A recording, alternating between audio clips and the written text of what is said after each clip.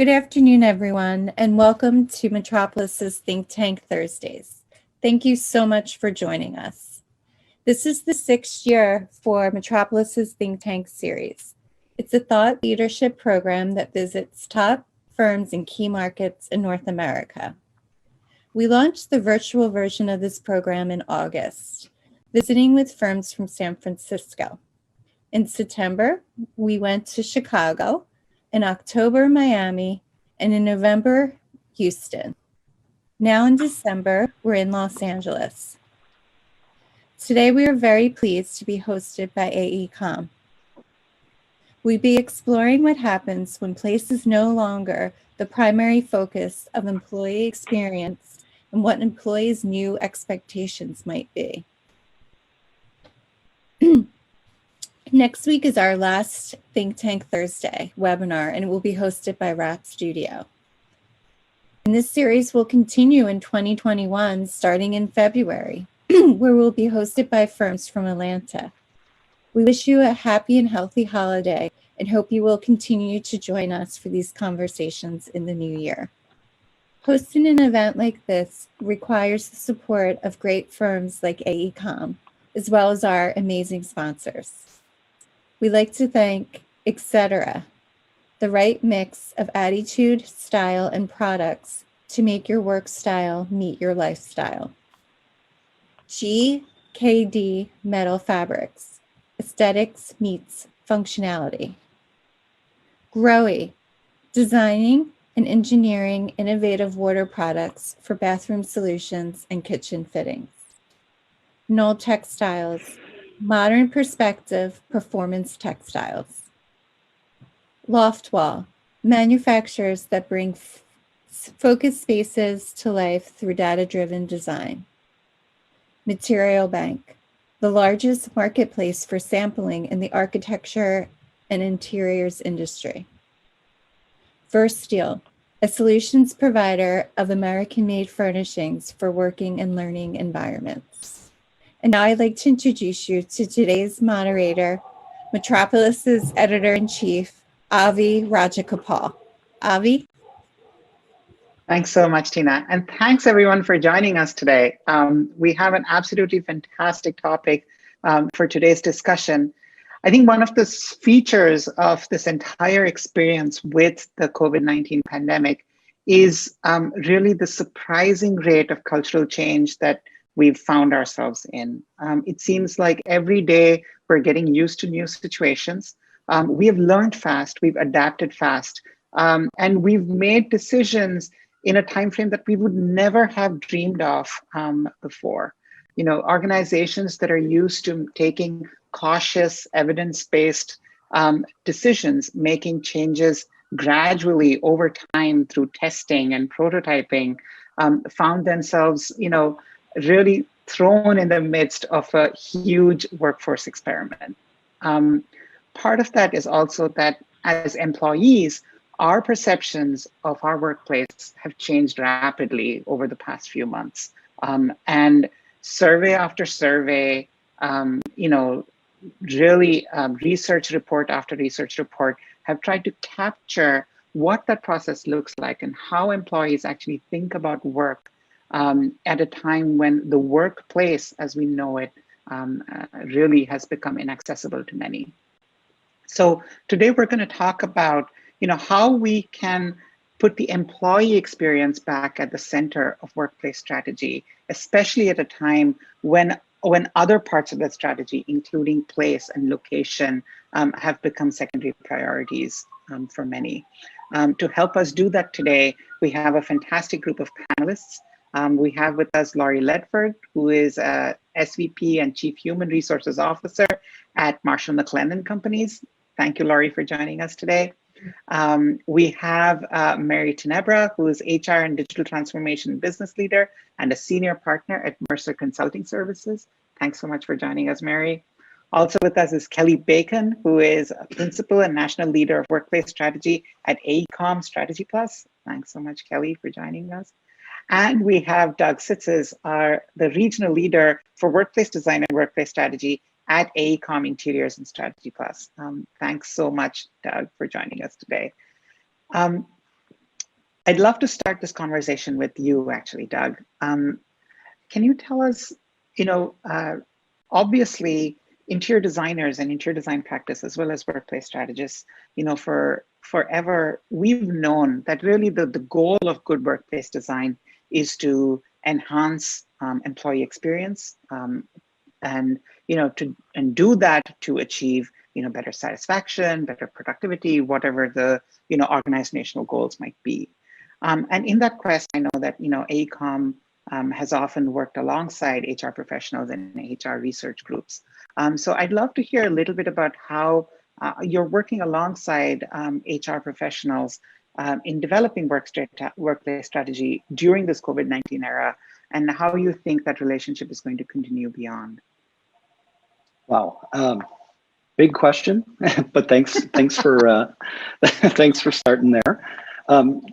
Yeah, so I promise I'll answer your question, but I thought a little context about me and my kind of point of view would help kind of give some a bigger framework. So I'm an architect by education, which means typically you don't think about interiors, you only think about the grand outside scheme of things. But my focus was on design theory, and design theory is all about intention and how the design becomes used and how people interact with it. I also had a minor in computer science, so I have this kind of right brain, left brain sort of feud that always goes on, which I think has taken me towards workplace strategy, because I'm seeking truth, but I'm also seeking passion. And that's where I think that workplace strategy truly links over, is how you make place, people, and process all intertwine and interconnect. I've been doing this for 28 years, so it's quite, I've seen things come and go. So there's, I often talk about things that are, that workplace and strategy is about a pendulum, because we've seen everything go from all private offices all the way to very open, kind of collaborative spaces. And then we saw them go back, and then we saw them come forward. And, so but we've never truly seen something where it covered the full spectrum.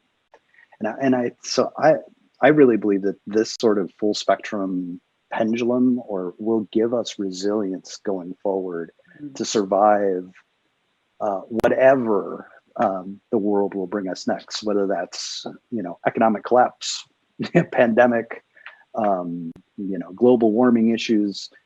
It's all going to be about resilience.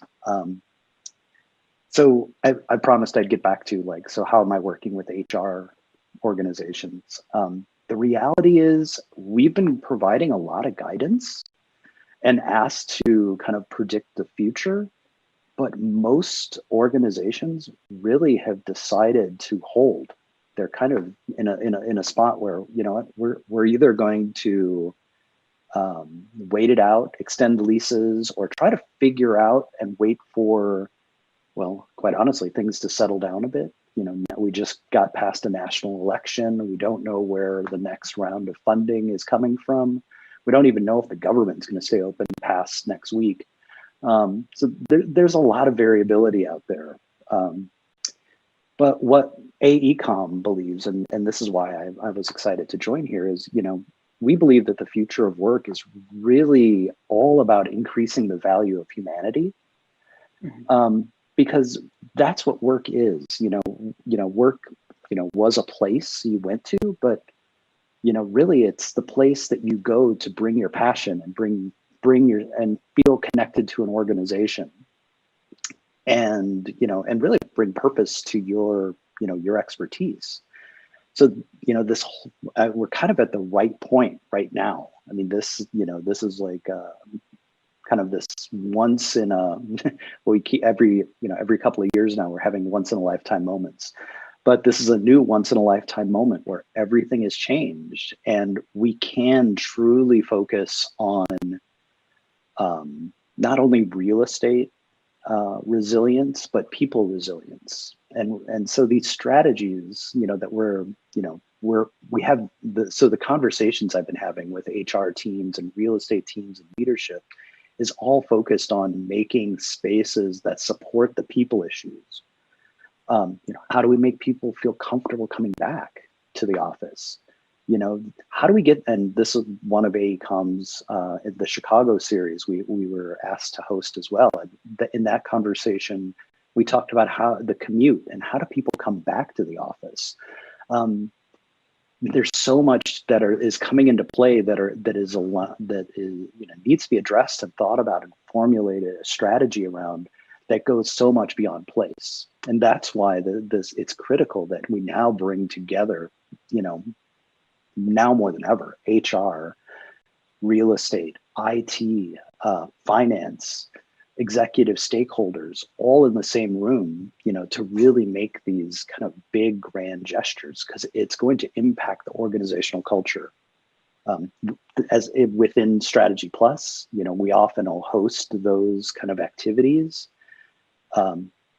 This isn't always the case, but more often than not, we find that it's the first time that this team has actually all been in the same place at the same time. And they may just be meeting themselves, all kind of understanding, there's this Herculean task ahead of us. And, like all people, they need to come, lay out their issues and kind of so we give them the space to drive, lay out all the issues, but then pivot it towards the opportunities. That's where we are now, is looking for the opportunities and where this all will go next. So, as we continue to go forward, I think we will continue to drive how we work with HR and this much bigger, much more diverse team forward, because it's going to be critical to life after COVID. What we call AC.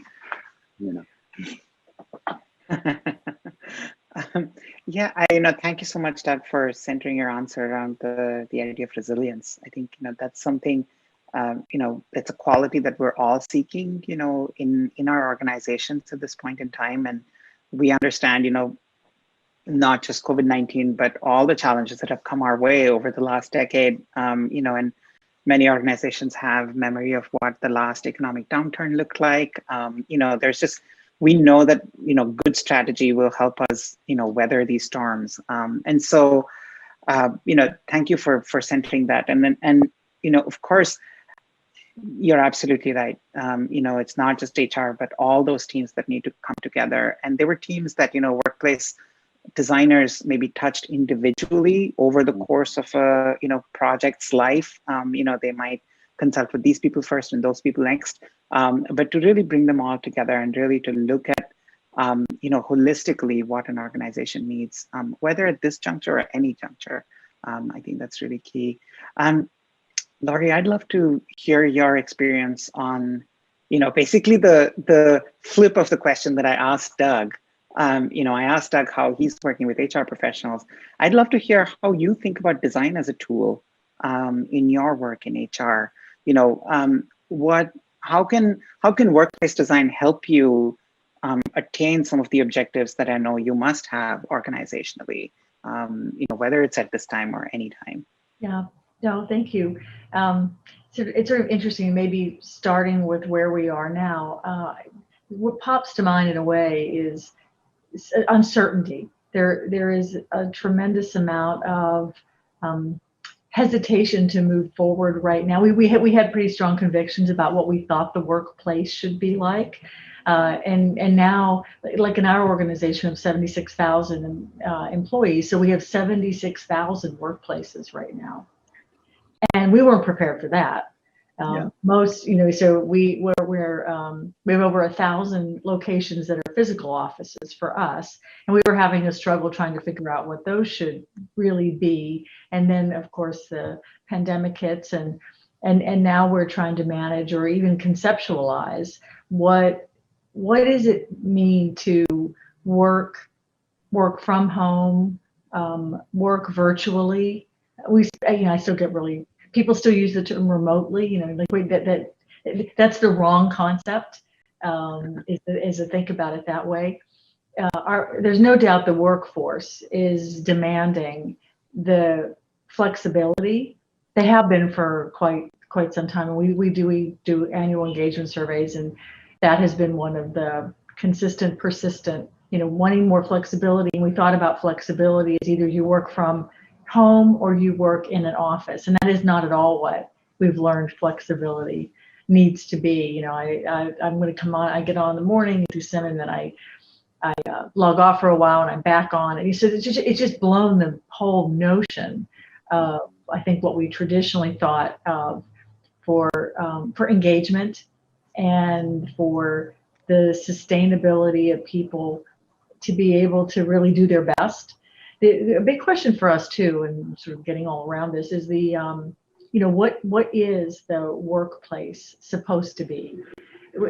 Early on, I just have to sort of ground in some of this. So I just remember when we went home so I'm in New York, and that happened around mid-March. Now we have as the pandemic swept the world, so we were watching as Asia experienced the crisis first, and then that moved quickly past Europe into us and Latin America and us in the U.S. that is, and we were not prepared at all. We adapted, and that was great. And I can remember we produced an internal document called Safely Together, and it was the idea, and this was around the May timeframe, thinking that people would be coming back to the offices in very short order.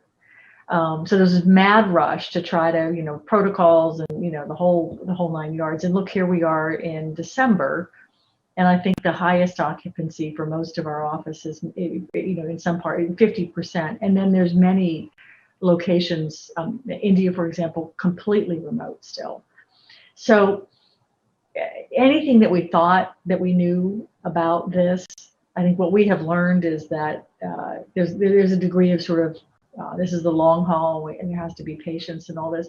But maybe sort of more importantly, the question that our organization has asked, and I certainly ask as the head of HR, is we can't get people to come back to the office unless we define what the office is really for. And we took it for granted for many years. I mean, and when I started my career 40 years ago, how horrifying. There was no choice but to work in an office setting. That was the only way to have access to, any equipment or whatever, people or right. And of course, that's not at all true today. And so defining that is really important. The other thing that the organizations, I think, are going to be pushed to do, I know we will be, and actually, I think I heard Kelly use this term for the first. When we say ROW, we are saying rest of world in my organization, ROWs. But when Kelly used this expression about results only work environment, I think I got it right, Kelly. Yeah, and we're not good as an organization of really measuring results. If we were really, really good at that, that would help us define what the workplace needs, what we need people to do in terms of to have the right kind of engagement or support. And so we have a lot more questions than we have answers right now. And I think working with design professionals, there's no doubt there is a deep expertise in the sort of the psyche of what an individual experiences. And again, in our organization with 76,000 people, you can imagine we probably have, different tastes, different requirements, just you name it. And so trying to meet, and I don't think meeting in the middle is quite right, but how do we satisfy our constituents? I look at the employees of our organization as my shareholders. They're who judge every day whether this is the organization they want to be a part of. So there is that commitment that we implicitly make to them. And so working with design professionals around how do you really, and both, not only the workplace, but now the virtual workplace, how do we sort of maximize that chemistry that we have pretty much taken for granted before. And I agree that the pendulum was either we're going to have private offices and everything was, super separated, to then the pendulum swings and we're not going to have any walls and no doors and, you know, and back and forth and back and forth. And let's face, cost was a lot at the heart of that. And now I really think organizations have, as I talk to other CHROs, there's been an awakening that may be short-sighted to think that you get rid of real estate or you buy cheaper furniture or whatever it is, and you've somehow done the right thing for the external shareholder. Because have you really optimized? And that's where the partnership. And I agree, there's a whole bunch of stakeholders. So right. You know, it's so interesting to hear you talk about this really existential crisis that the workplace, whatever that entity is undergoing at this point. And then the workplace is distinct from the workforce or the organization or the employees, right? But rather just the physical space. Mm-hmm. And, you know, when you say that we have to define what the workplace is, and then you talk about, you know, all the diversity of needs, it also occurs to me, and I'm sure that's what you meant too, is that, you know, everybody has a different perception of the workplace. You know, everybody has different needs from the workplace, and everybody. So there's literally that many workplaces, you know, in people's heads. So it's not just the homes that they have, but also the model and the needs that they have of the workplace, which is so incredible. And you know, and this, I think that's interesting, right? And that perception probably has changed many times over this year, as you mentioned, you know, in May, what you were thinking about and what you're thinking about today. Mm-hmm. So it's such a critical juncture, and you know, the results from the workplace. I mean, you know, that's just so. We've certainly seen a huge resurgence of interest in that concept during this time. Many organizations by default have become results-only workplaces, you know, during this time.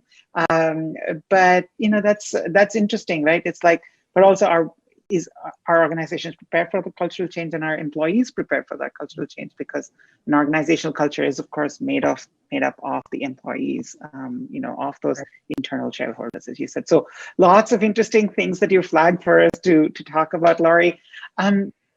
Mary, I'd love to bring you in on that. You know, as we're talking about this sort of huge diversity of values and perceptions around work, as we're talking about these different understandings, you know, what is it that you're seeing across sort of the clients you're working with, as well as in some of the research you've done? You know, Mercer recently worked with ACON, for instance, on a survey about shifting values at work. What are you seeing when it comes to flexibility and distributed work? What are maybe some of the predominant inclinations, let's say, of the workforce at this point in time? Thanks. This is profound, right? When you think about all that's happening around us, and as both Doug and Laurie depicted, this continuum of work and where you will work and what might that look like, not necessarily until there's a vaccine, but what's that future way of working? And then you have to really cross-reference that with the generational impact and what are people feeling about this new experience?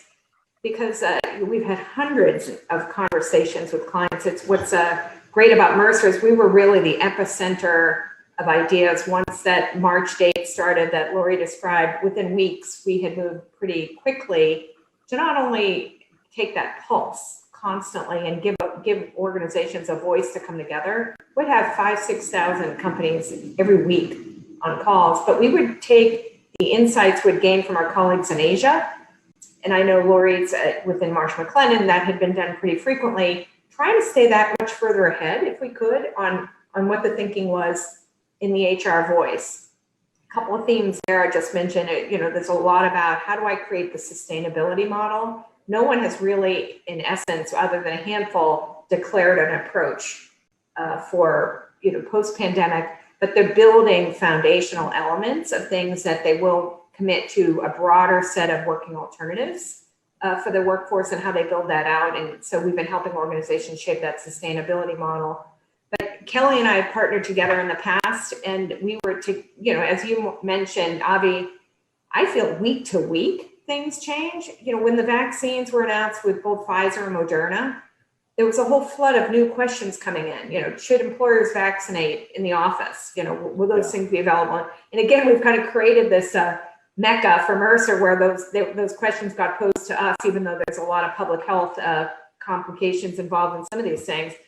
And then it felt like there was a roadway, right? It's not an end in sight, but there was a roadway to something, which then broadened the dialogue around space and what maybe I need to think about this a little quicker now and what that might look like. And so when Kelly and I were speaking, a lot of our conversation threaded around, all right, are we getting a voice of the employee? And when employers pose questions in some engagement surveys or separate mediums, sometimes it creates a false expectation. And then there's buzz, are we going to go to work from home all the time? What's our strategy? And then it can actually create some negative energy rather than positive, even though you want to just continue to take that pulse.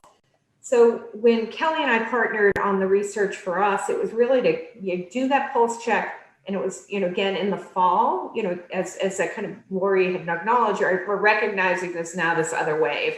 So I've got to prepare for, am I going to have homeschooling? What's that experience going to be like if you're a working parent? I just thought I'd share with you a couple of the findings that we found pretty profound. What surprised us most is 56% of the organizations that we surveyed, the individuals, would consider switching employers if flexibility wasn't an option. Again, that's not saying that they're permanently flexible, but that they had a choice there, which was pretty strong. And what was more interesting, if you look at the demographics and think about where are your future leaders, you'd think Gen X, millennials, that's where the biggest mind shift sat. And so peeling back the data, they were really the prominent ones finding that as pretty significant in their lifestyle.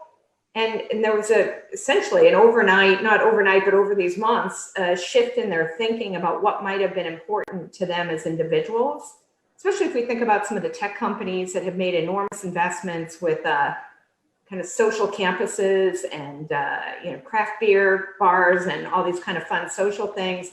I think people then flip the paradigm a bit more towards their personal values, and they're thinking about proximity to family, nature, and amenities was 71% of their focus, where pre-COVID, the data was coming back about the value was being closer to their employment.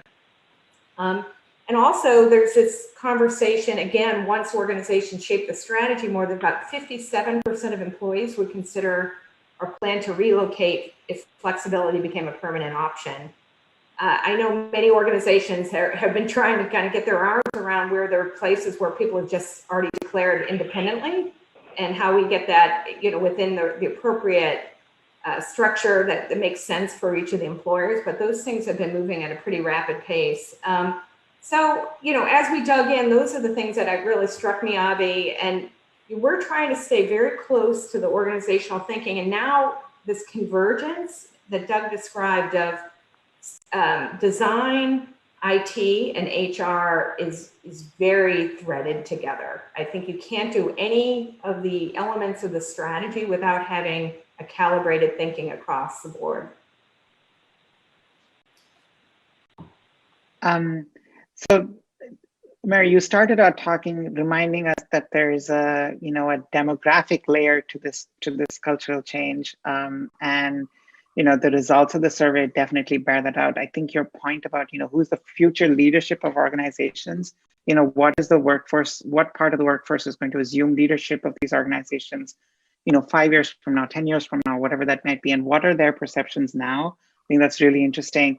That statistic, 56% saying they would not hesitate to, change employers if flexibility was not an option, is so interesting, given what Lori said, that she thinks of, her team, her employees as, shareholders who vote by, staying with the organization.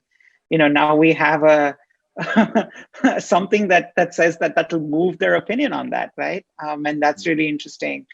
Also, the idea of flexibility of location, in terms of especially my generation, where I'm, an older millennial in the millennial group, and some millennials and Gen X really considering relocating for the things that really matter to them, people, family, nature, and not turmeric lattes at work. Not that there's anything wrong with a turmeric latte. And so, I think it's really interesting because it seems to me that there's also a right sizing of what are the real priorities for employees. It's like, we've in the amenity rush and the talent rush that, for instance, the tech sector was in, it was this arms race. At Metropolis in our discussions, we often called it an amenities arms race, and it seems like, that's kind of, there's really been a plug in that, and that might be a force for good. And thank you for reiterating that point about, what inputs we need. Kelly, I'd love to bring you in here. So it's clear from the survey, flexibility is here to stay. I mean, it's something that employees want and HR professionals understand they're going to have to provide. So how are these insights, from this survey or other work that you've done, for instance, informing how you strategize with your clients, at Strategy Plus at Ecom? How do you foresee laying that path forward, that road that Mary described that doesn't have an end at the end of it yet, but the road is kind of being laid. How are you helping lay that road? How are you helping organizations put one foot in front of the other? Sure, that's a great question, and I love being able to go after my colleagues here so I can build off some of the things that they said. But before I answer that question, I'm going to take a page out of Doug's book and just give a little bit of context of my background, because I think it shows my perspective. So I have my undergraduate is in sociology communication strategy, and years later I went back and I got a specialized master's degree in predictive analytics. So my passion and my interest in workplace and in design has really always been about the people. Understanding why we do what we do, recognizing that we're all individuals, we have a unique psychological makeup, but when you put it together in groups, patterns form, patterns that can be measured and predicted and in some cases influenced. So, we've long said, and I've been practicing for 23 years, so we have always said in a comprehensive or successful workplace program, distributed working, and Lori, I like that you mentioned that remote working isn't applicable anymore because we're all somewhere, right? So, but distributed working has long been a part of an effective workplace strategy, allowing it, enabling it, and for a host of reasons, and that some and everybody is experiencing now in terms of the work-life integration, the reduced commutes, the getting the commute time back, but also it's not an either or though. Going back to that pendulum, it's part of a holistic approach. It's part of an intentional approach. Some days home, some days in. We've always promoted it. I've always been really surprised, quite frankly. We've seen a lot of organizations or a lot of cultures that wanted the efficiency of an activity-based or agile working, but wasn't willing to allow that kind of naturally occurring flexibility. I can't tell you how many times I've heard, well, it's okay if the cable guy is coming or if they have a doctor's appointment. It has to be a very specific thing. Whereas, back to the results-only working environment, it should be about a dialogue with the employee and the employee's teams and their managers in terms of, what it is I have to do today, and if I have to do research or write a brief or what have you. So, and we all kind of know this, I'm stating a bit of the obvious. So, but now we're taking it to the next layer. And Avi, you started off by saying it's this broad experiment. And so in some cases, we believe it's proving out a hypothesis that we've had that it can work. It works. However, human beings are social creatures, right? We thrive. We've evolved to be together, to help one another, to be collaborative, and we survive and thrive together. So the purpose of our places, as soon as it's safe to reconvene, we're absolutely going to want and need to do that. But to go back to your question, Avi, in terms of how are we taking these findings, now it's going another layer. Now the stigma of remote working is lifted. Now any of the resistance that was predominantly cultural, now again, I'm going to caveat there's certain jobs that cannot be done remote if you're in a scientific organization, you work in a lab or what have you. So that, although in the past 8 months, we've heard a lot of innovation in terms of some of these organizations that have really innovated even in that space, and it's amazing. So it's about, how your original question was, how do we take these findings? How do we apply them? It's I think it's only just begun. And by that, I mean, it's not necessarily about looking at this broad, looking at this immediate geography. Your office is in New York, so therefore your employment pool is the tri-state. But as we start to see more organizations embrace it, we're going to start to see it get even deeper in terms of organizational design and or how organizations are open to the idea of recruiting talent no longer dependent on that immediate geography.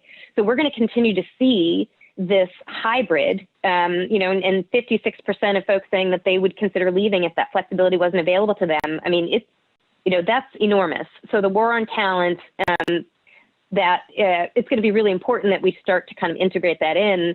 And we've said before, IT, HR, real estate needs to come together. It hasn't always done that, or it, maybe IT a little bit later, maybe HR kind of validating something. But I think we're at a point in time where it needs to be a mandate, because how an organization is going to start to change where and how they recruit has an impact on the headcount, has an impact on, site selection and how we design the space, and really what is that quantity that we're looking for, as well as kind of, the need for distributed hubs, right? Some people, working, if you're, depending on your family situation, privacy, acoustics, whatnot, may need a place to go on a regular basis. So, all of these things have always kind of been issues or considerations, but now we're at a point where it's becoming a mandate. There's going to be a lot more of, again, acceptance of alternative approaches to team construction, organizational design, recruiting. That's going to have an enormous impact on not just the design of the space, what's in it, but things like site selection and, location strategy, I think is fundamentally shifting right now. Thank you all so much. I mean, Kelly, that was fantastic. Thank you for, laying that all out for us and really threading through what everybody else had said and really pointing us to the future with that. Of course, you're absolutely right. We're right at the beginning of really applying some of these insights. And I love your idea that, this crisis is in some ways, testing some of our hypotheses, and distributed work certainly, is one of those. You mentioned, the change in talent, recruitment and acquisition and, talent retention, and, this sort of surprise effect that this, distributed work experiment has had on that, where organizations suddenly find themselves with a bigger talent pool than maybe they've considered before. So it seems like, everything, even when you look at the talent point of view, like, yes, organizations have some anxiety about where their teams are located, but at the same time now it's opened up possibilities for hiring. So it's like it's almost like a plus and minus that seems to be a pattern on almost everything during this crisis. And it's really interesting how what is an advantage when viewed from in one light turns out to be a challenge to our preconceptions when viewed in another light. I'd love to bring some of our audience questions in. I just want to remind everyone in the audience, we're going to be taking questions throughout today's discussion. So please get your questions into the Q&A tab. We'd love to hear from you. Before we do that, we have a few questions here. Before we get to them, I just have one thing that I think maybe we could address to just round out this first set of opening remarks is thinking about leadership and mentorship and management at this point in time. I'd love to hear if any of you have thoughts on, just as talent retention is changing, how are perceptions of management changing? What are expectations from management during this time? And, it seems like space, that is, design, facilities, IT, HR are all implicated in that conversation as well. So I'd love to hear some thoughts on that from, any one of you who'd love to join in. Maybe Mary would like to kick us off on that, and Sure. And then we'll take some of the audience questions. It's an important topic, right? So what is leadership's role in keeping engagement, employee experience rich and different, and actually weathering through times like we're in right now, right? So there's new muscles that are getting built every day around this.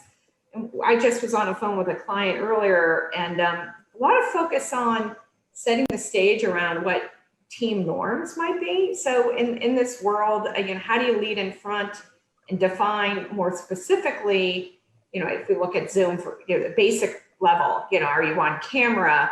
How do you keep kind of a sense of inclusiveness in the discussion with all of your employees? I know we've been encouraging, as have other employers, to put a new management model in place around this. How do you make it fun? I think, back to the timeline we're on right now, the Zoom happy hour was fun for about a month. And now I think it's really hard to reinvent some of these things. So, you have to try to figure out new tactics and strategies at small levels and, ways to engage little clusters of people differently than you might have done before in the past. But, when I think about leadership and really talent management, there's a whole continuum of work that needs to be done around, for example, if you're a new hire and you're starting in the middle of this to a new employer, that's tough work, right? And you want to bring them in a way that they feel inclusive, which isn't necessarily going to be a combination of a meet and greet phone call. So how do you take, again, back to looking at the 3 pillars of the space without not being here with a virtual space, alongside the technology enablement that you have? And that's what we've seen a number of organizations make much larger investments in technology in just the past 6 months than they've ever done in the past, because this has been an accelerant for change, right? So it lit on fire and people said, oh my God, I don't have the right shared service systems to leverage and enable my talent effectively. So what do I need to do to build in a technology background? And that's happening now. And then with that becomes portals and other ways that leaders can get messages out that can create some consistency, inclusiveness for current state, weathering through this phase of the pandemic, and then how those backbones build the future. Right. Maybe, Avi, if I could make a couple of comments too, to build on Mary's, I think this is one of the bright spots that leadership actually has stepped up in many ways. There's more deliberateness, because having these conversations, how do I onboard, as Mary said, how do I have a performance review? How do I give coaching feedback? And heaven forbid, what if I have to end employment with someone during this time? That would be an absolutely forbidden thing in the past, right? We never do that in some sort of a virtual kind of setting, and necessity has changed sort of all those dynamics, because businesses, we need to continue. So I think that leadership has never been more important. I mean, it's always been, like, I would say half of from my perspective in the job that I do, the work I do, the better that leaders and managers are in the organization, the easier my job is, right? So it's always been super important. But now it's not just people who lead others. I mean, everyone has an opportunity to step up and be a leader. So I think leadership is expanded in the organization. People are, I'm observing, and I hear this from others, much more empathetic. I mean, because we're all, I used to say we're in the same boat. We're probably in the same ocean or something. Boat isn't quite right, but we're experiencing this together. So the empathy quotient has increased. And I think that there's a tremendous amount more flexibility, that leaders realize that we've been throwing out policies and rules because they just don't seem, we've built such incredible trust. You might say, well, that's because you had to. You didn't really get a choice about it. But the fact is it worked. And executive management has had to trust. It's distributed leaders, and employees have tried. We've entrusted our employees, and so forth and so on. So by necessity, but now that flexibility is something that has really taken hold. And I think we've all said it's just not going to go away. It's only going to accelerate. So I think there's some real bright spots in leadership. Yeah. If I could add 2 seconds worth, and then really quick, because I do want to get questions. Yeah, go ahead. So AECOM has been doing internal pulse surveys, because I do a lot of the strategy work for our own internal real estate. And we have 90 56,000 employees, across the globe.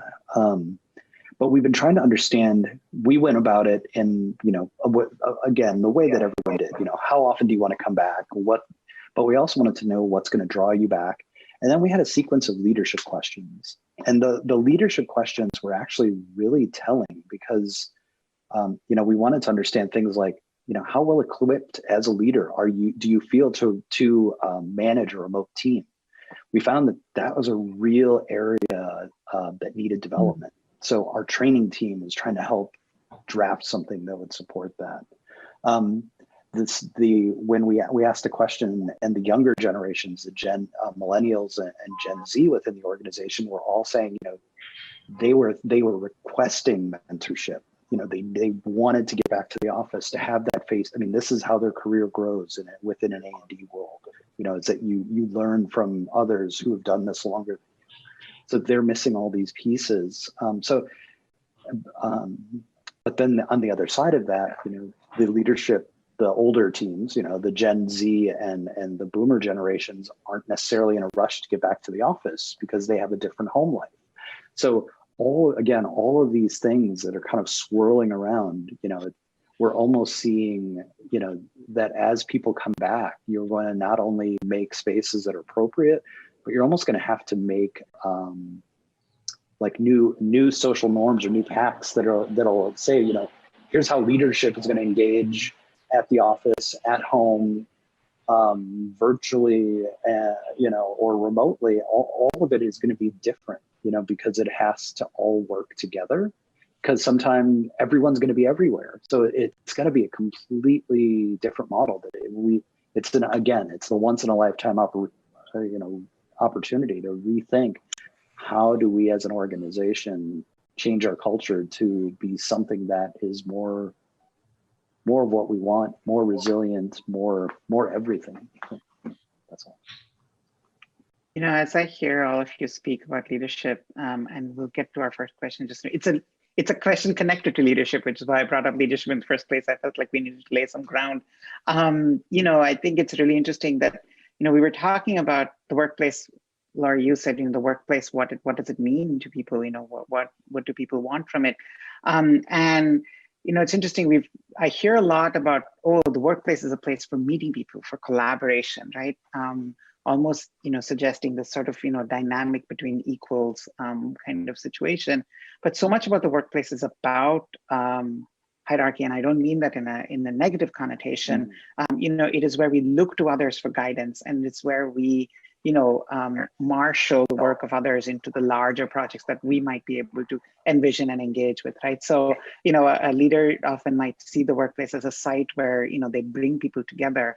And, younger employees might see the workplace as a site where they grow their careers. And so those are really important, I think, dimensions. And, so Mary, when you're talking about the crisis, especially, with technology, with, enabling tools and strategies around that, right? So much of that is tied into those expectations. And Laurie, of course, those bright spots you were talking about, that's because I think leadership also has a real need, to feed off of what the employees, bring to the table. That's how they work. And so, so it's really interesting that the workplace is also a site of those dynamics that maybe are not discussed as often.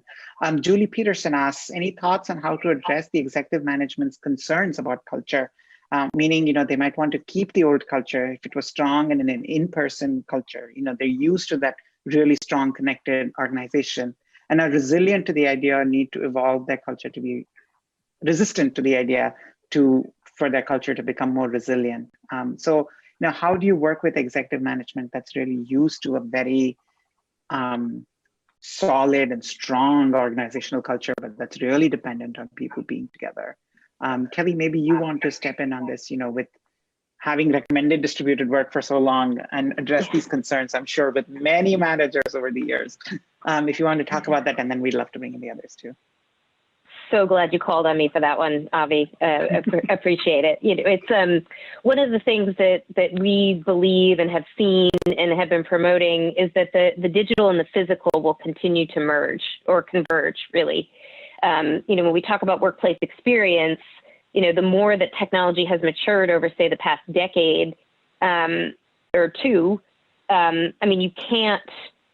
you can't really realize a culture or a successful space or a successful organization without having a strong technology platform and tools, et cetera. So, if we're starting to talk about what is a fully hybrid model, right, in this idea, and I hope that my last answer was clear that I'm a huge proponent of distributed working, but I also love, people. And again, just, the interaction, the innovation that happens, the feeding off of one another, the energy. I don't think, emotional energy is a very real thing, and it's palpable and can be measured. But anyway, so in terms of, I think the direct answer to your question is that, people are the most adaptable part of any organization. They're more flexible and adaptable than the space, in some cases more so than the technology. But it's not about, the key will be technology, but it's not just about having displays in certain rooms. It's not just, using Zoom and or Teams to its fullest capacity. It's about, and this is where some of the design is going to come into play, and I'd love to hear Doug's thought to this afterwards, but there's, some really interesting applications we're seeing in terms of, digital rooms that are portals to, either other locations or other spaces. The idea of a town hall may be reimagined, that it's partially virtual, and we've done this in the past, even pre-COVID, when an organization didn't have enough space for an all hands, right? Where you have maybe a couple hundred in person, but the rest is broadcast in other locations. So it's kind of taking these concepts or these, what were typically not amenities, but like,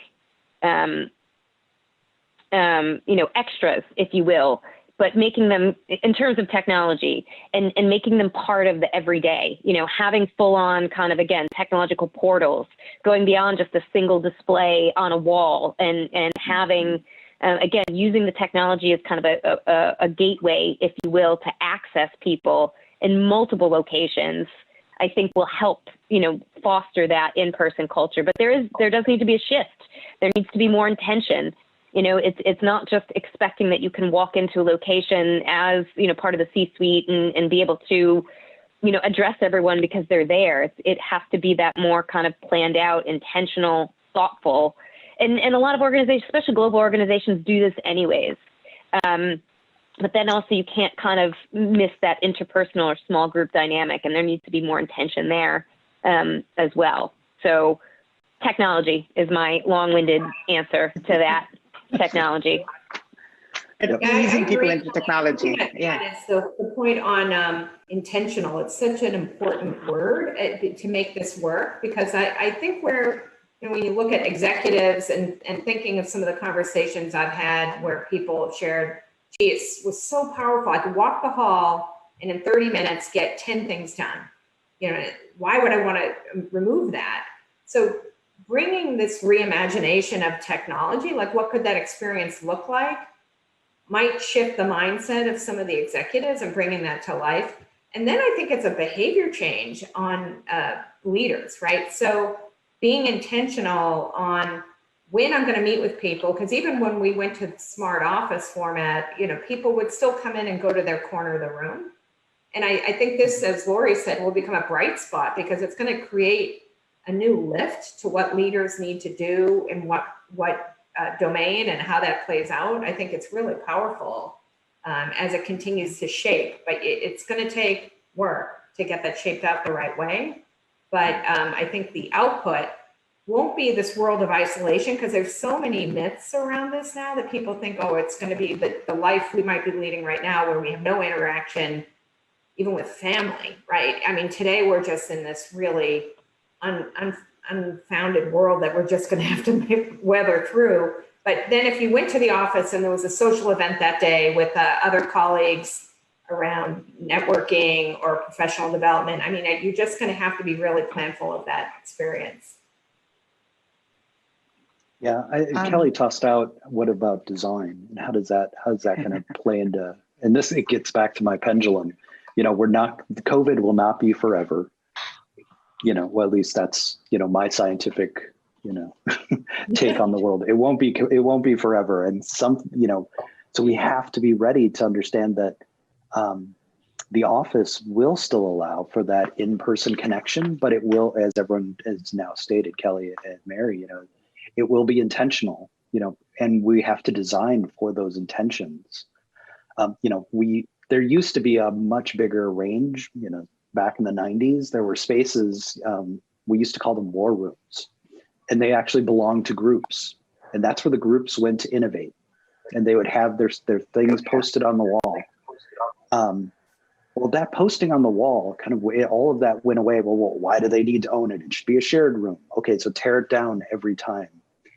Every time you were doing that, though, you were giving, this within the cognitive world, you're basically giving the project a lobotomy, because you could remember if it was still all up and intact, you could walk into the room and almost to the minute say, oh yeah, this posted when Bob talked about a different conversation. So once we take all that away, so my prediction is all these things are going to have to come back, because now space, when you come together as an organization, it's going to be to innovate. It's going to be to build upon the team. And not necessarily, it's not going to be a place where it's about, answering all of your emails, so this intentional need and digital spontaneity. And some of the things we've done is like actually working in a room, like 5 of us will be working quietly on a Zoom call. And then if we need each other, we can just ask a quick question. So we're kind of creating virtual Scrum and all these kind of different things. And is it annoying? Yes, but it's what we have.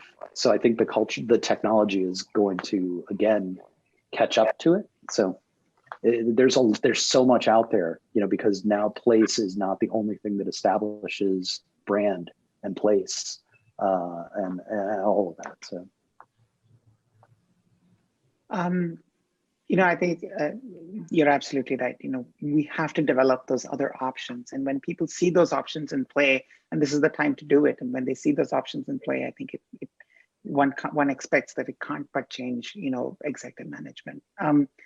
Francis Cook has a couple of related questions. And Laurie, I'd love to bring you in first on this. He says, we've been successful in adapting to this massive shift because we've had tacit personal relationships in place. So, we had all those years of working together side by side, shoulder to shoulder. And so when we went on Zoom, it made it easier, right? So do you have any thoughts about how distributed working changes the way companies and teams raise their replacements without or with limited personal interaction? So, as now, years from now, if we're going to base that company dynamic on this sort of, more virtual or digital interaction, how do we do that? And he has an added question, which I think is linked. Francis says, how do we replace the all-important let's go get a coffee walk and conversation? Which was very much the bedrock of resolving conflict in the office. How do we replace some of those interactions and still maintain the strength of organizations?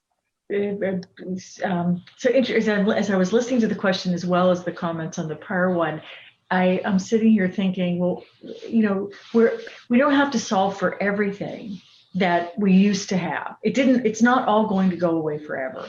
So maybe the example of we go for a coffee or a glass of wine, or I really do believe we will get back to that at some point. So we don't have to, solve for everything right now. We do have to continue to cope. And so I think that probably the thing that worries me the most, maybe in relation to the question, is just more about how do you integrate new team members? So I think that's at the heart of it, right? We have relationships in our past that we established, and that makes it easier to adapt to a virtual working environment, a distributed working environment. But the reality is that people, I heard something today, and I'm just dying to say it, that it was work from Rome, and it's ROAM. And I thought, amazing, right? Because people went, like Mary, you went somewhere, right? But I don't know that you're still where you told me you were before. Right? And so, yeah. So this sort of, and I think that we have to just be accepting that that there will be this variation, and in our organizations, and it has made us more respectful. You think of that. I think about Zoom calls of the past, and one person from London was on the call, and everybody else is in the conference room, and how miserable that had to be. My cat's over my shoulder. Yeah, there they go. Off to mischief. And it's, well, I'll say, so how horrible it was for that individual. Now we're all a lot more sensitized. And I think that will help us be more thoughtful about how you bring new team members in. And it's in how when we assimilate each other and we integrate with each other. You know, we're in each other's homes in a lot of cases, and you just get to meet one of my cats, one of my 4. The other 3 hopefully won't show up. But there's a more humanness, and I don't think it's going to be as hard as it maybe feels right now, because we're just still adapting. So that's sort of I guess my overall kind of, I'm sure others have thoughts about the question, but I guess I'm an internal optimist, and I think that we will be that people are people when they do want to be together, and there's extraordinary things happening to make sure that people feel a part of a new organization. Otherwise, talking about the executives of the company, all you have to do is weigh that statistic that Mary shared about, is it 53 or 56%, and say, you know what, if we're not the organization that adapts, you know, if you're resistant, then you're putting over 50% of our workforce at risk to go somewhere else. I'm not willing to gamble that way with the future of our organization. So just some initial thoughts. I just want to jump in for a quick second and say one of the happy results of this core workforce experiment, Laurie, is that your cats are more than welcome on this call. You know, and you know, that's really important. I think that's part of building those personal relationships. We've learned to accommodate our colleagues' personal lives, and we understand that that's important to them. It's part of who they are, and it's maybe a healthy move that we begin to acknowledge that. I wonder if anybody else has any thoughts on this question about personal relationships, and then we'll move on to the next question. So I'd love to jump in there, Avi, as well. That or really more about the joke about the cats, or you know, the Christmas tree or whatnot. And one of the things that we've acknowledged or recognized is that we have opened the door into each other's lives more so than ever before. You know, and maybe and even kind of think about it from your own perspective. You know, maybe you knew your colleagues' kids' names, or you know, their families' names or whatnot. But now I'm in a habit with some of my colleagues. You know, I say hello to them at the beginning of the call, or, you know, we kind of, you know, there's just, I certainly know my colleague Lauren's son, and, you know, we all kind of take turns, you know, letting her know when we see him running around in the background, or, I mean, we've dropped the layer of that kind of professional persona. And that's also dependent on the corporate culture too, right? But I think that is I think it's a great thing that we've done. It's not, I guess my response isn't necessarily about the relationship building, but it could or should be. One of the things, we never used to get, as strategists, we never used to get asked about dress code. It was just not something we dealt with. All of a sudden, every single one of our clients, every single one of our active projects, dress code has become a thing, has become an issue. And for those that had a more corporate culture, but what we're getting asked this question all the time now, but it's because there's certain elements of the remote working or the work from home that we've adapted to being comfortable, right? You know, I don't want to put on my 4-inch heels anymore. Yes, they made me feel, you know, important, and well, I'm short. So, but anyways, you know, it's like that that professional persona, and being a New Yorker, right? It's very important. Even the most formal corporate cultures we're seeing have relaxed a bit. And now organizations are questioning that. Are we going to make people wear suits? You know, there was this huge debate over ties, and some people are saying they'll never, you know, the tie as we know it is going to become like the top hat, you know, from the last century. So I think that's a good thing as well, that we're more ourselves professionally. as a result of this. And I truly hope we bring that back when we do go back into the physical space. Great. We have a question here that maybe Doug, we should bring you in on first, and then maybe the others have an opinion as well. Shimon Sawiki says, how are companies approaching creating a universal solution for home office ergonomic design? You cannot optimize workforce resilience if the physical space there in 10 plus hours a day is not ergonomic. Mm-hmm. With that said, is there any standardization for home office conditions? Is it evidence-based? Is it to each their own?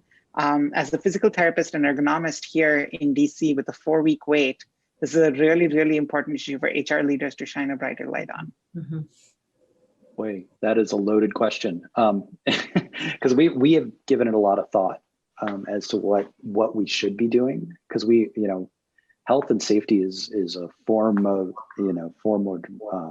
value of but everyone's home life and their home is everyone's very different. So we did do as one of our survey questions in the Pulse. We asked people like, what is their current work setup at home?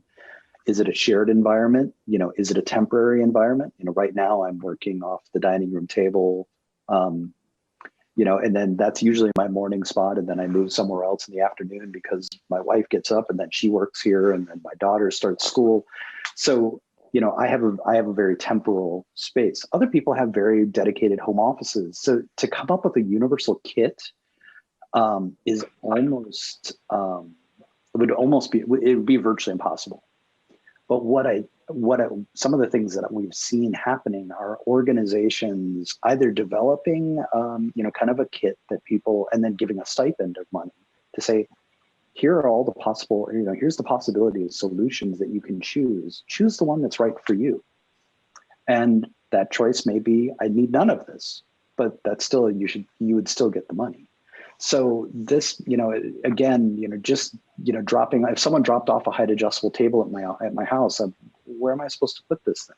So, thanks, but no thanks. And how do I get rid of it? So, ergonomics is critical. And I've been a standing person my entire life. So until the height adjustable desk, I was the guy with, 5 banker's boxes piled up. What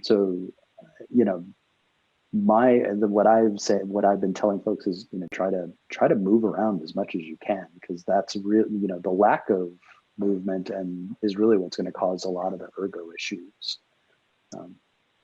So that's about the best I have for right now. I think one of the things I'm going to do that I don't know exactly where this will turn out, but because everyone companies responded, there was no, you had to sort of get up and running quickly. There was no time to prepare home offices or really give any thought at all. So I do think it's problematic for the current situation. We're getting questions, and here we are a year into the pandemic, and we're getting a lot of questions from our colleague base about, well, this is uncomfortable. This isn't really working. What am I going to? And I'm not saying we do not have the answers yet. And I think we are going to have to come up with something, whether it's several options for people to choose from.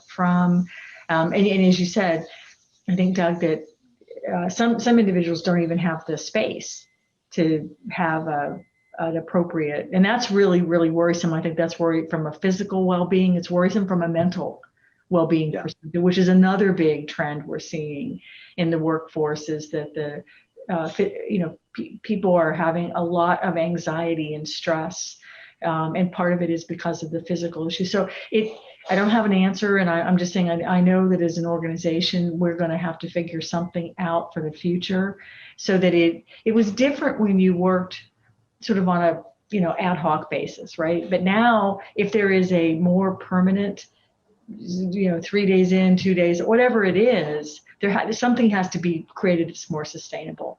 And so that is certainly where our design experts can really help. The other thing I guess I should add is that we have to engage the employees. I mean, the last people that could have any view about this or should are frankly the senior leaders and executives of companies, because they're probably well suited to be in a decent situation. I mean, it is the rest of our workforce who we don't even have a clue of what, people, well, we do know because people tell us they're, working out of a closet. I mean, that is just a horrifying thought, actually. And so that is definitely not sustainable. So that this is a problem we'll have to solve going forward for sure. Yeah, I think, Lori, to your point, I was just looking at some of our data from November 1st. So we've done COVID surveys of what are people doing for remote office support, and it's all over the map. As you said, they dived in with both feet because you had to react, but nobody has come up with this structured support process. 31% have no support, company-owned devices access and things like that, minor stipends, but that area I think will have to get fleshed out. And as you said, around wellness, back to what we were saying about team norms and how do we build that out, I think, some of this might sound small, but this whole movement to 45-minute meetings versus an hour. So you get that 15-minute in between to do something and say that that's okay. That doesn't mean you have to sit there and pound through another 15 minutes of email. So how do you kind of construct your day in a way that's healthier than what you've got today? Because it's not going to be, as Doug said, we'll have standing desks and comfortable chairs and all those things sent out. And depending on how deep the adoption is of organizations too, that a lot of the large tech, the computer systems based companies, IBM and HP and Dell and so forth, and I was one of them, moved remote back in the 90s. And so they've got this part a little bit more constructed in terms of like purchasing cards and what you could buy and what's not allowable. And so some of those things would have to get built again as a foundation if some of this clicks together. But in the meantime, as Laurie said, we're all somewhat struggling through, right?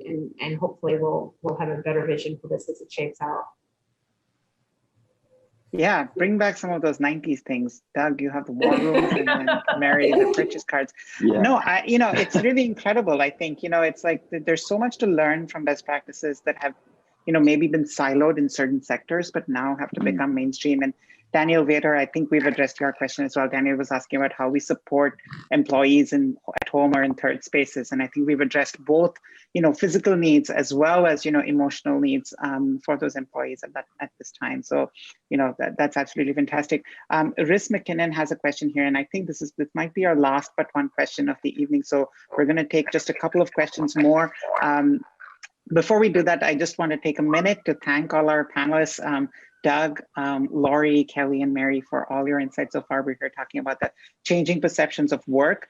And thank you also to our sponsors, etc. and Kimball, GKD Metal Fabrics, Growy, Knoll Textiles, Loftwall, Material Bank, and Versteel for making today's conversation possible. Riz McKinnon says, good point about the newly proven trust in the distributed workforce, Laurie. And Laurie, you were talking about leadership at that point in time. And he says the reverse scenario, what can companies do to encourage employees to trust them, that they've had their health, safety, and prioritized when returning to the work site and in redesigning amenities in that work site. So, we're asking, certainly, I think organizations have seen that trust that, leadership places in employees and letting them, work distributed and so on and so forth.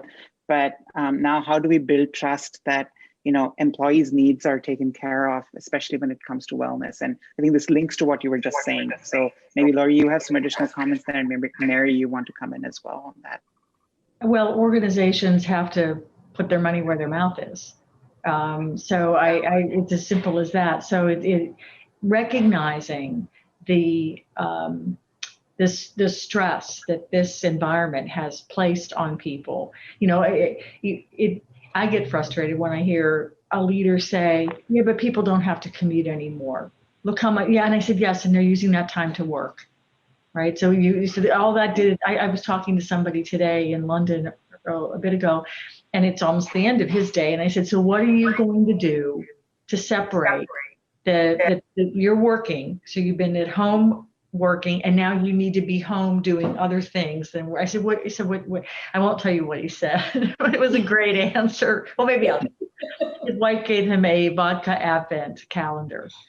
And so he was looking forward to sampling the next sample of vodka in the calendar, which I thought was hysterical. But I think it's important that so that first of all, making sure that people are having a separation, and then second of all, I think investing in many companies have put wellness type apps on their colleagues' work phones or meditation apps, and just said, look, here, we're going to make this available to you.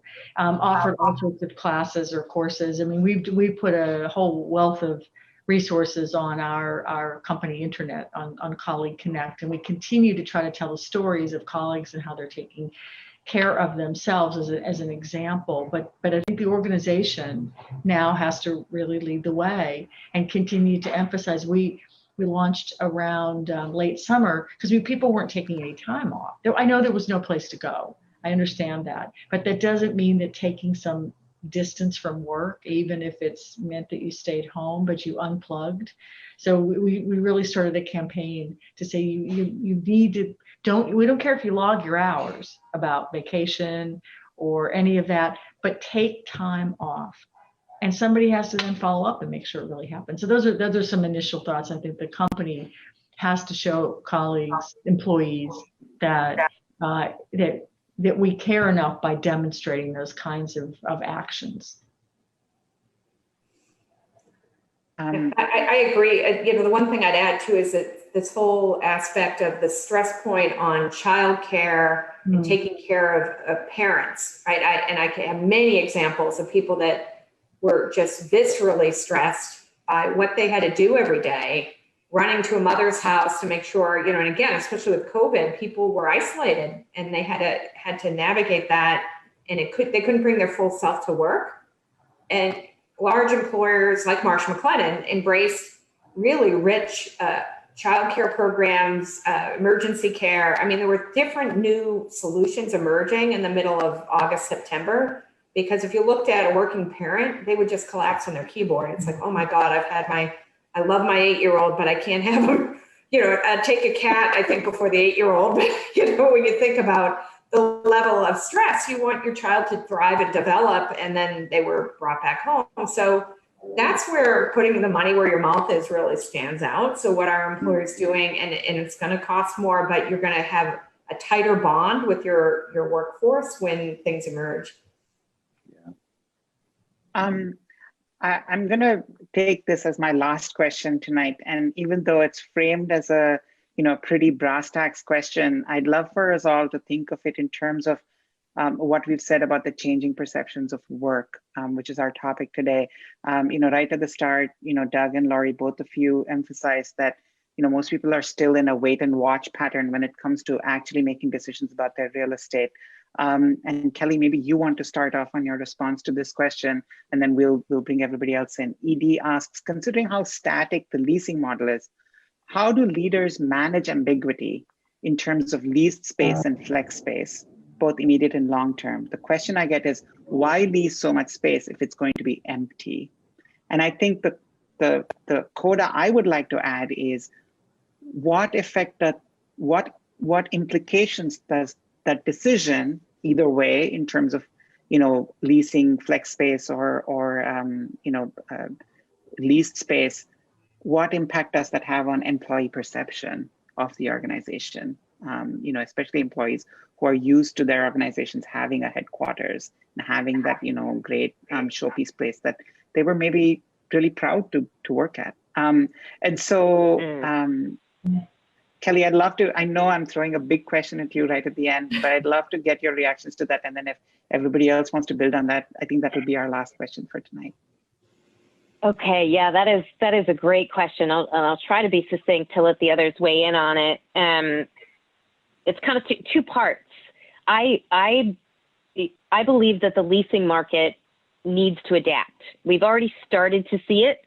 We're going to see it more. The term liquid leasing started to emerge. We started to see more landlords going ahead and doing pre-builts and kind of going the co-working model, and then until, or less than until they have an anchor tenant that's interested, then they'll kind of take that space back. You started to see more and more of it just as an economic model to address vacancy. I mean, you couldn't, what was it, like 20 some odd years ago, you couldn't fathom a lease term less than 10 years, 10, 15 years was the norm. Started to see 7 and 8, I'll make that exception, but now you're getting shorter terms. So that's one part of it. And I really hope to see that change because again, we have this slide that we use when we talk about workplace of the future. And, in the context of workplace, the physical building, buildings tend to be revitalized every 40 to 50 years. Workplaces every 10 based on lease terms, but the average length of employment is 4.7 years as the national average. It's 3.2 years if you're under the age of 30, right? And then, business change, economic cycles, government, nothing is as static as the leasing market. So I think I only answered the first half of your question, but I've been wanting and waiting for that to change. And I think now is the time that it's going to do it. The other part about the pride in the space, I really think that can't go away. There is an opportunity to realize efficiencies or savings from less space because of what we're now realizing is successful remote working. But those spaces that we do have, as we've already said, need to serve as that purpose, that connectivity, that culture building. We just talked about some concepts of portals, connection to other locations. You're not going to have that set up in your home. Maybe you do, maybe you won't. But that's, we need to draw people back in. We've proven that you can work remote, but just because you can doesn't mean you should. So we really have to, strike that balance. I have so much more to say to that, but I'm going to stop because with 3 minutes left, I'd love one of the others to jump onto that. Yeah, Lori, Mary, do you have a thought, or otherwise I can chime in real quick? Go ahead, Lori, perspective. Oh, Doug, go, and then I'll maybe after. Okay. Yeah, I would lean heavily on what Kelly just said. The whole notion of liquid leasing. What I would love to see happen. We're starting to see buildings and newer buildings. Or as you said, focusing on the amenities arms race. So they're creating beautiful social spaces and interconnected spaces. But if we looked at the building kind of flipping it over and letting, if employers are making these social spaces, the amenity spaces that buildings provide could be these flexible working spaces, because then you're getting the best of both worlds. And the amenity that, because not the main reason the workers would be coming would be to hit those owner or, your personal branded amenity space. And while they're in between meetings, they would have a place to drop in to make, to do some independent work. So if we were able to flip the whole model over, I think it would be a really kind of interesting way to have much more space, kind of always it being used in very different ways more of the time. Let's face it, our offices were already empty. Because on average, they're always at 50% occupancy at any one time. So it's, we have to look differently. So Mary or Lori? I couldn't help but wonder, it's interesting, maybe a slightly, so if we have a workforce that is much more, we'll say it's transient or more, or nomad-like, or, well, they're going to be somewhere. And so is there a way that costs, right? So that, can employers group together? Maybe I love your idea of saying, I'm thinking of high rise, kind of major metropolitan cities, but how about in less high rise like locations where a bunch of people still need to they want to come into a place. So is there a way for employers to collaborate more together in the physical space kind of a sense, whether it's amenity based or it's workplace based somehow? Because I do think people they want to get out of their homes. Let's face it, nobody wants to be working the way we have been. So there's a desire to change. The other thing, and I'm since I'm not an expert at all in real estate, but I do think about our cities need people to return.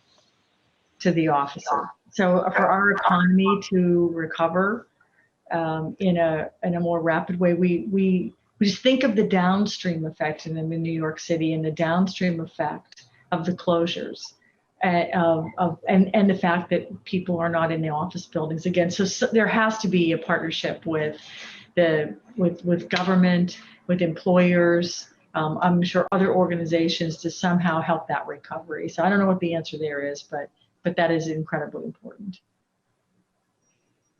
Yeah, the one last item I'd love to add, and kind of building on everyone's thoughts and Doug's comment about kind of this reinvention, it might be an interesting experience too to bring in, a cross section of early thinking, right? So ask the Gen Z and millennials, what do they want to experience? Because I think what we've done is we've shaped the concept car by the time we bring it to them, and they'll tune it.